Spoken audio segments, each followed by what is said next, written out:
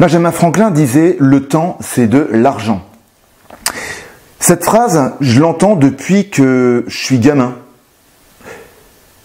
Je ne sais pas pour vous, mais c'est une phrase pour laquelle j'avais une définition que je vais vous lire d'ailleurs parce que je suis allé faire une recherche sur Internet et cette phrase dit « Le temps bien employé est souvent source de profit. A contrario, du temps gaspillé provoque souvent perte et manque à gagner. » Ben vous voyez, cette définition, c'est celle que j'ai eue dans la tête durant des années.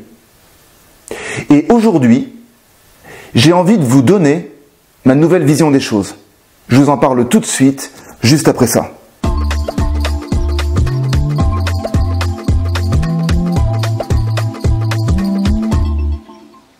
Je ne sais pas pour vous, mais durant des années, j'ai cru que l'argent, la valeur de l'argent était beaucoup plus importante que la valeur du temps.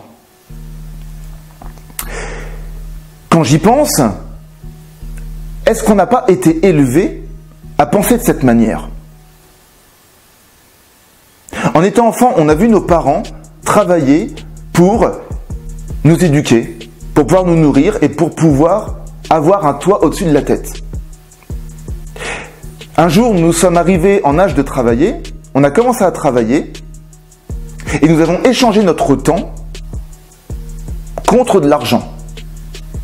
Et tous les mois, on perçoit un salaire. Et ce salaire va nous permettre d'accéder à nos besoins. Avoir un toit au-dessus de la tête, payer nos factures d'électricité, avoir un téléphone, payer son eau, manger, et j'en passe. Chaque fin de mois, nous avons un salaire et, je ne sais pas pour vous, mais nous budgétisons. Alors, il y a des personnes qui vont budgéter et qui vont faire leur compte tous les jours. Il y a des gens qui vont faire leur compte toutes les semaines. Il y en a qui vont faire leur compte tous les mois. Il y en a qui vont jamais faire leur compte. C'est peut-être d'ailleurs votre cas. Et j'espère pas. Parce que ne pas faire ses comptes, ça peut courir la catastrophe. Je dis ça parce que c'est ce qui m'est arrivé quand j'ai commencé à être actif dans la vie et indépendant. Parce que malheureusement, ce que je me suis aperçu, c'est que à l'école, bon je digresse là, mais à l'école, on nous a jamais appris à gérer notre argent. Et on arrive dans la vie avec notre premier travail, et si nos parents ne nous ont pas appris à gérer un budget, eh bien on s'aperçoit qu'on va apprendre sur le terrain en autodidacte, et bien souvent on s'aperçoit que c'est pas facile. Donc on se casse la gueule une fois, et puis ensuite on apprend à gérer. Et ça, je sais que pour beaucoup de personnes qui sont arrivées dans l'indépendance vers 18, 19, 20 ans, je prends cet exemple parce que je sais que c'est arrivé pour pas mal de personnes. Bref, je ferme cette parenthèse. Donc, comme je vous l'ai dit, nous travaillons pour percevoir à chaque fin de mois un salaire pour pouvoir payer nos besoins. Et malheureusement, cela dure comme ça, des années et des années et des années, sans se poser la question à un moment donné, mais le temps, quelle valeur il a à mes yeux?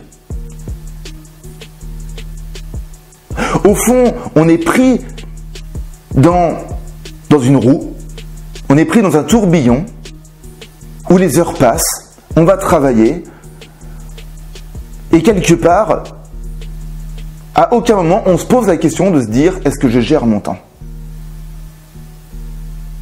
Donc, au niveau de l'argent,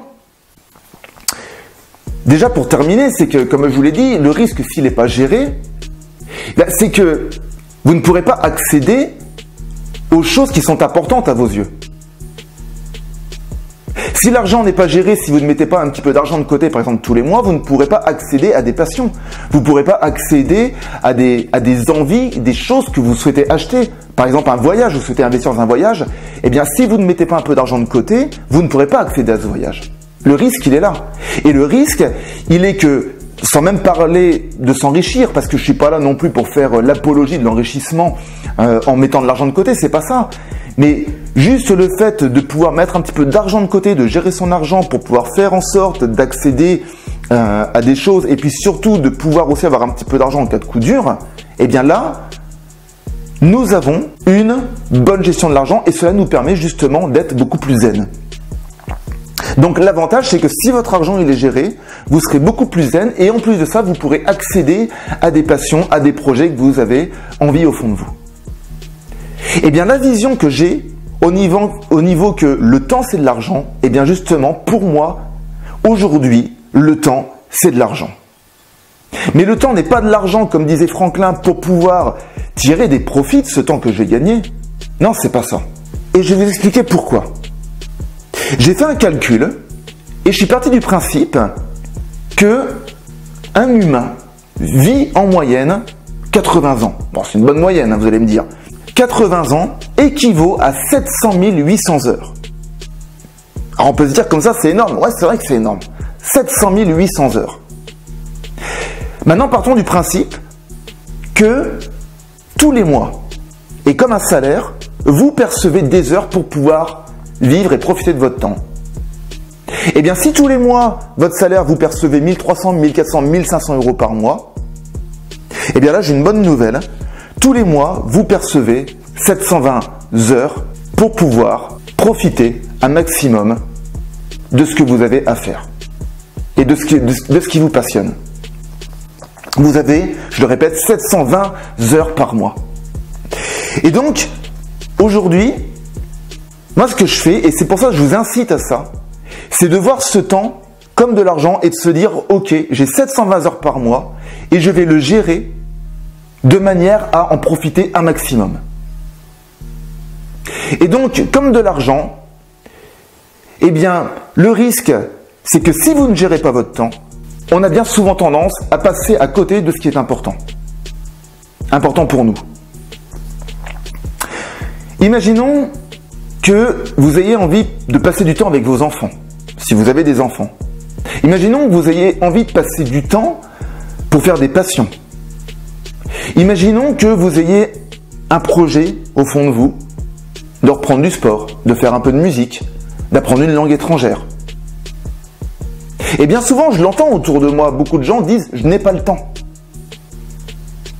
Mais est-ce qu'à un moment donné, ils se posent la question de se dire « est-ce que je gère mon temps ? Est-ce que je gère ces 720 heures comme je gère les 1300 ou les 1400 euros que j'ai par mois ? Est-ce que je gère ces 720 heures que j'ai par mois ? » Elle est là la question. Et donc, si à partir du moment que je n'ai pas conscience que j'ai 720 heures par mois pour pouvoir gérer ce temps, comme je gère de l'argent, eh bien je passe à côté de plein de choses. Et je reste dans la plainte de me dire, ok, je m'aperçois que j'ai pas de temps.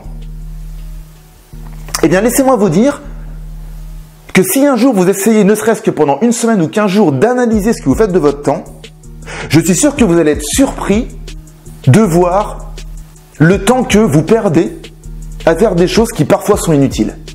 À brasser du vent, brasser de l'air.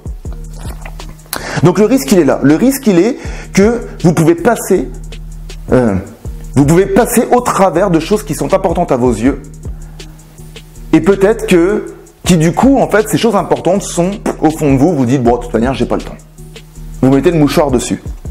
Par contre, l'avantage, c'est que si vous apprenez à gérer votre temps, eh bien du coup, vous allez pouvoir accéder à des besoins que vous avez au fond de vous depuis peut-être des années. Donc peut-être apprendre un instrument de musique, c'est un exemple que je vous donnais.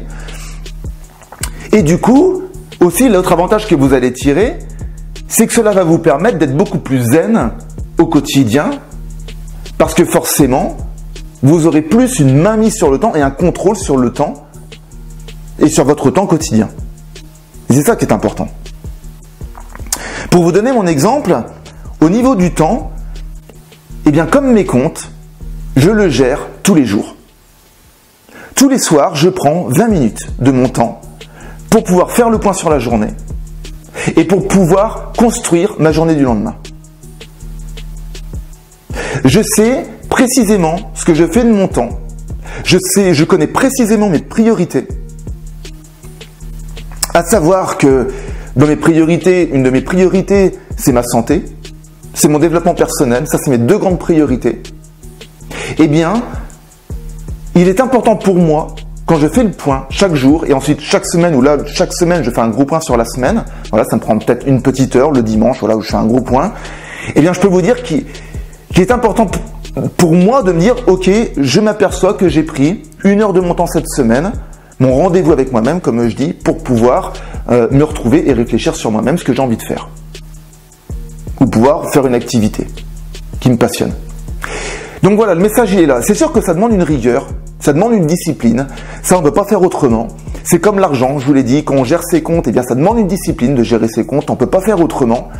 Mais il n'empêche que je me suis aperçu avec les années que les gens qui géraient leurs comptes avec discipline avaient beaucoup moins de problèmes que moi qui ne gérais pas mon argent. Parce que laissez-moi vous dire que pendant des années, j'ai mal géré mon argent. Et il a fallu que je me mette à mon compte, que je devienne travailleur indépendant pour prendre conscience que je gérais mal mon argent. Et depuis que je gère mieux mon argent, je suis beaucoup moins stressé. Et bien maintenant, mon temps c'est pareil. Depuis que je gère beaucoup mieux mon temps, et bien au quotidien, je suis beaucoup moins stressé. Et c'est surtout que j'arrive à allier mon travail, ma vie de famille, mes passions.